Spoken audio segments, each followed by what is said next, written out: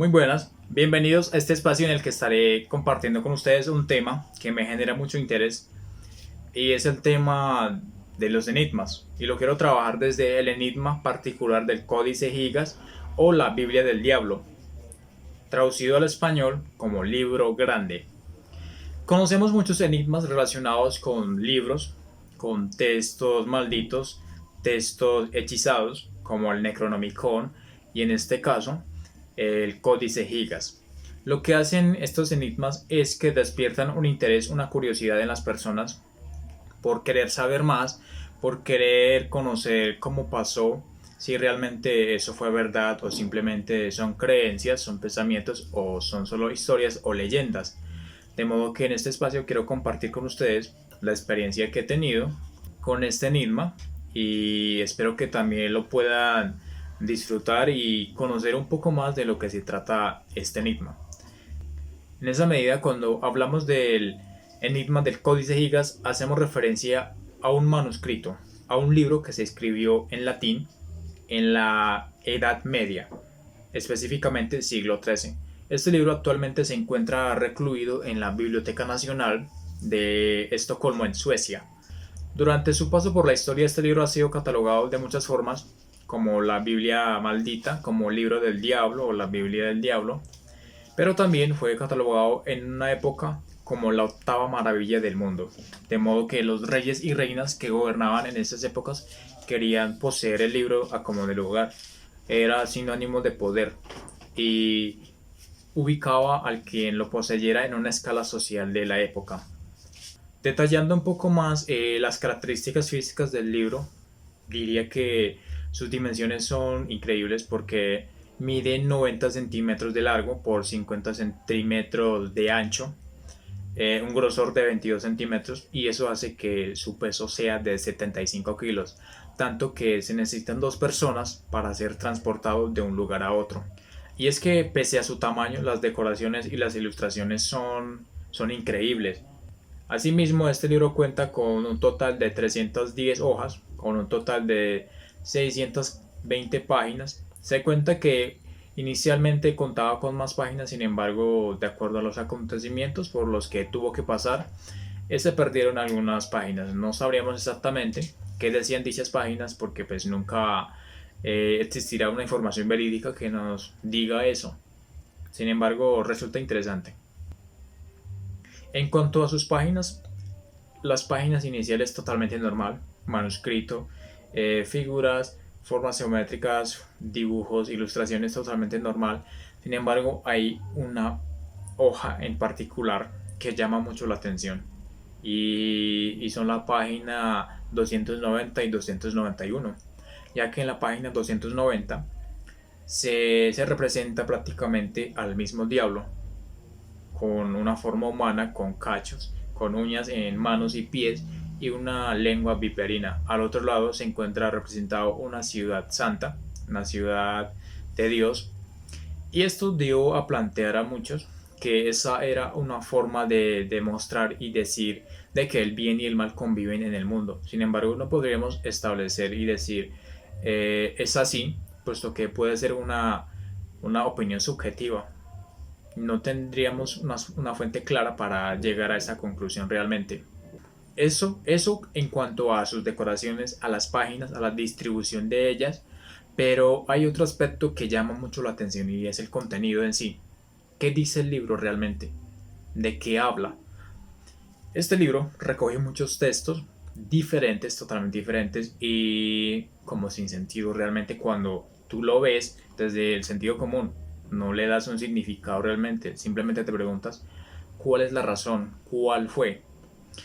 Este libro recoge textos como la Biblia Vulgata, que prácticamente es la traducción de la Biblia latín y hebrea que contiene el Antiguo y el Nuevo Testamento. Sin embargo, no incluye todos los hechos de la Biblia.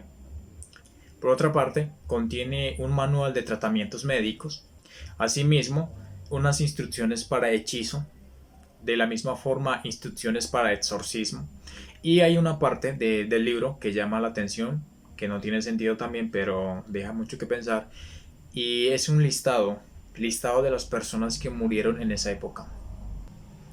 Teniendo eso en cuenta, teniendo la variedad de textos que posee este libro, realmente podríamos considerarlo como Biblia del diablo, porque no sabríamos realmente de qué lado se cae la balanza, si por el bien o por el mal, no lo sabríamos.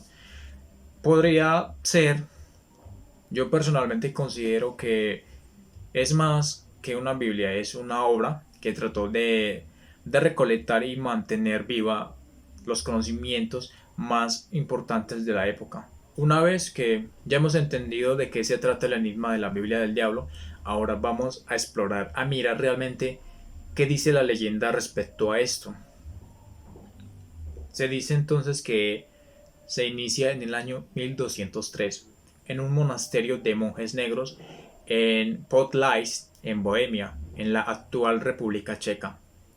Estos monjes se les conocía como monjes negros y era porque eso significaba muerte terrenal, debido a que ellos hacían votos de castidad, votos de pobreza, votos de obediencia. Prácticamente ellos tenían que renunciar a todos los deseos del hombre, a lo material, vivir simplemente para servir a Dios. Esa era la idea de ser monje en esa época.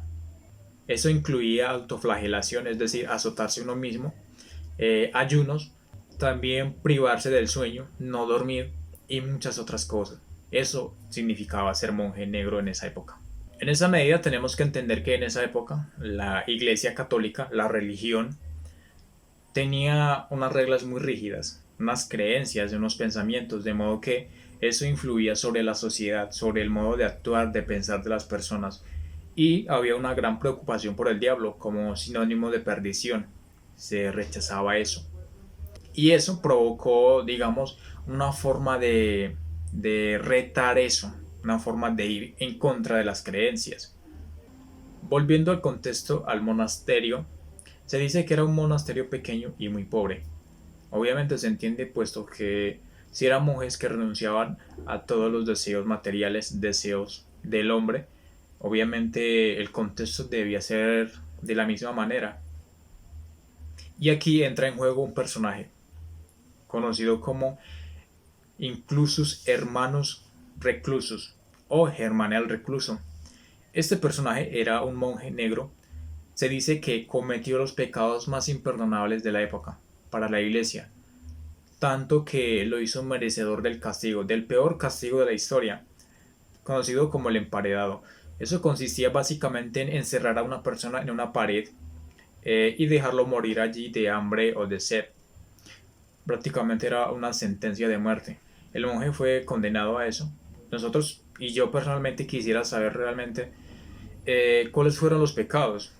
Sin embargo, nunca lo sabremos porque se dice que se prohibió aparecer eso en los libros de historia, puesto que eran demasiado ofensivos para la Iglesia Católica, que se prohibió totalmente. Y así fue como este monje, sentenciado a morir al siguiente día, es encerrado en un calabozo sin luz, sin rastro de luz, oscuridad. Y encerrado allí decide pedirle otra oportunidad a los altos mandos. Ellos acceden. Él les propone escribir un libro que enaltezca el nombre del monasterio frente a los otros monasterios. Ellos acceden, pero con una condición. Le dicen que debe terminar el libro en una sola noche. Así que accede. Empieza a escribir. Empieza a escribir, sin embargo, a medianoche se da cuenta de que no puede, de que es imposible. Y decide recurrir al diablo. Dice la leyenda que hace un pacto, que si el diablo le permite o le ayuda a terminar el libro, al amanecer, él le haría y le entregaría lo que él pidiera. Y efectivamente el diablo accede con dos condiciones. El alma del monje debía ser de él, al igual que de él debía aparecer en una de las páginas del libro. Y total, al amanecer se cumplió, el libro estaba terminado y él aparecía en una de las páginas del libro. Realmente no se tiene más información sobre qué pasó con el monje, a qué edad murió, cómo murió. Sin embargo, eso es lo que dice la leyenda respecto a cómo nace el libro de la Biblia del diablo. Para continuar abordando este tema, vamos a remitirnos al orden cronológico, es decir, a la historia que ha tenido esta Biblia del Diablo. Se dice que desde el día de la creación hasta el año 1295, el códice permaneció en aquel monasterio. Sin embargo, su permanencia empezaría a complicar las cosas, porque el monasterio entró en crisis, entró en bancarrota, tanto que tuvieron que vender el libro a otro monasterio, a los monjes blancos. Estos monjes deciden crearle un altar a este libro, sin embargo, sufrirían las mismas consecuencias. También entraron en bancarrota y decidieron devolver el libro a su antiguo hogar. Allí el libro permanece hasta el año 1561, hasta que llega el príncipe Rodolfo II. Este príncipe tenía una obsesión por recolectar objetos valiosos, objetos significativos. Entonces se obsesionó con el libro, tanto que empezó a hacer votos de confianza, llenarle de favores a los monjes para que así le pudieran prestar el libro. Sin embargo, nunca accedieron. Así que este príncipe decide robarlo, lo lleva a su palacio, empieza a estudiar, empieza a llamar personas letrados que le ayudaran a él a traducir lo que decía la Biblia, y se obsesionó con la página 290. Y lo raro de esto es que muchas personas quienes han visto la Biblia en persona dicen que la página 290 como que les llama más la atención que las otras páginas, y que se genera un tipo de obsesión por querer estar viendo la imagen por mucho tiempo. Realmente no se sabe a qué se deba eso. Durante un tiempo de tener el libro, este príncipe empieza a sufrir enfermedades, empieza a volverse loco, tanto que la familia misma decide quitarle el trono. Siguiendo con esta historia, pasamos al año 1648, cuando se termina la guerra de los 30 años. Una vez se termina la guerra, la tropa de la reina Cristina deciden recoger el libro como un botín de guerra, puesto que a ella le gustaba mucho el tema de la lectura, era una ilustrada en letras realmente, y a donde fuera recolectaba libros. Entonces se la llevaron a ella y empezó a estudiar. Y un tiempo después decide ella irse a Roma a vivir para empezar con el tema del catolicismo, argumentando que algo de la Biblia le hizo cambiar de opinión. Sin embargo, la Biblia permanece en el lugar donde vivía la reina principalmente, y un tiempo después ese palacio en donde estaba guardado el libro se incendia, y ahí es donde se pierden las páginas. A dos personas le tocó tirar la Biblia del diablo por una ventana para salvarla. Un tiempo después, en el año 1814, el libro es restaurado, y en el 2007 termina su recorrido por la historia, puesto que es el año en donde el libro llega a la Biblioteca Nacional Checa, donde permanece hasta la actualidad. Teniendo eso en cuenta, vamos a pasar a la parte clave de este tema, y es el tema de las investigaciones científicas realizadas respecto a este libro. Así es como desde las investigaciones realizadas por National Geographic se determina que el libro pudo ser creada entre los años 1203 y 1230, debido a que a los textos que se contienen, a los textos y los autores que pudieron vivir en esos años. Aparte de eso, expertos en escritura han determinado de que efectivamente el libro está escrito por un solo escribano, debido a que durante el libro no hay cambios de letra, es decir, las líneas, las formas de escribir es constante, de modo que es una misma persona quien pudo haber escrito el libro.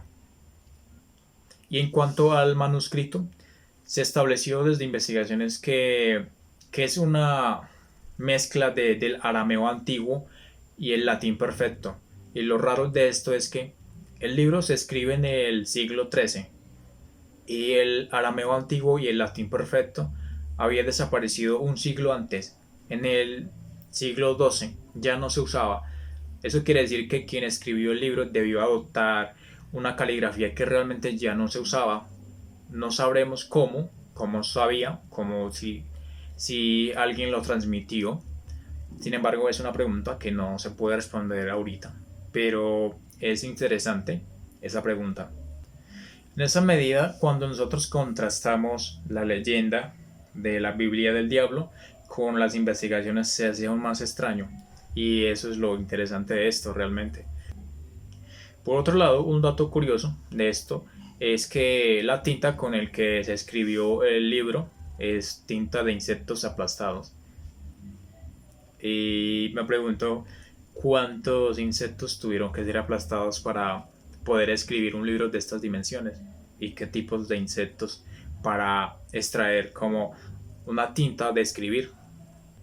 Pero aquí no termina esto, realmente queda mucho por explorar, porque por aparte queda mencionar que las páginas, las hojas del libro están hechas con pieles de animales. Inicialmente se había determinado que eran pieles de asnos, de burros, en total 160 burros sacrificados. Sin embargo, de las investigaciones actuales se ya han llegado a la conclusión de que realmente eran becerros y 160 becerros fueron sacrificados para hacer este libro.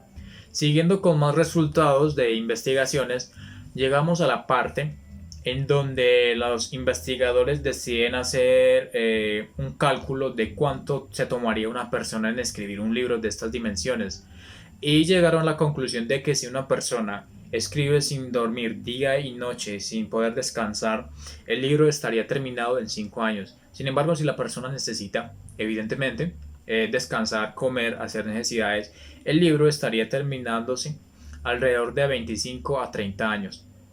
Prácticamente una cuarta parte de la vida. Siguiendo con esto, debo traer otro dato interesante que hace que esto sea un poco aún más contradictorio, y es que se establece desde las investigaciones que la tinta del libro pudo haberse terminado de entre 24 a 72 horas. Teniendo en cuenta lo que dice la leyenda de que el libro se debía terminar en una sola noche y se terminó en una sola noche, esto realmente resulta aún más extraño. Si la ciencia dice esto, realmente cuál fue, o sea, cuál es la realidad, cuál es la versión real o cómo lo podemos entender. Y lo otro es que quien escribió el libro debió ser una persona dotada en conocimientos de la época y entendiendo el contexto de los monjes. Ya sabemos qué pasaba cuando en la Edad Media, cuando una persona se mostraba inteligente, conocedor de muchas cosas.